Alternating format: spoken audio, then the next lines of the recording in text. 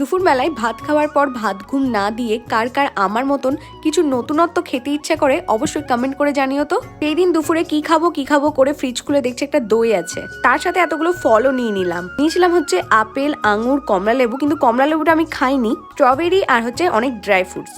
এর সাথেও কিন্তু আর একটা জিনিস নিয়েছিলাম, সেটা হচ্ছে মোরব্বা। আমি কিন্তু এমনিতে খেতে ভালোবাসি না, ফ্রিজে দেখলাম রাখা আছে, তো ভাবলাম এত কিছু দিচ্ছি তো ওটাও নয় দিয়ে দেখি। সবকিছু একসাথে মিক্স করার পর ভীষণ ভালো লাগছিল খেতে। বর্মশাকে প্রথমেই জিজ্ঞেস করে নিয়েছিলাম খাবে কি খাবে না, প্রথমে বলেছিল না, তারপর এক চামচ খাওয়ার পর আমার থেকে ওই সব থেকে বেশিটা খেয়েছিল।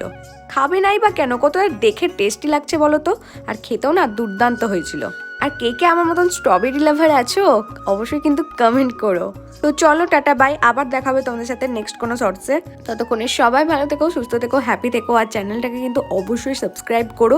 খুব তাড়াতাড়ি কিন্তু অনেকগুলো গেট রেডি ভিডিও আসতে চলেছে, তো দেখার জন্য চ্যানেলটাকে সাবস্ক্রাইব করো।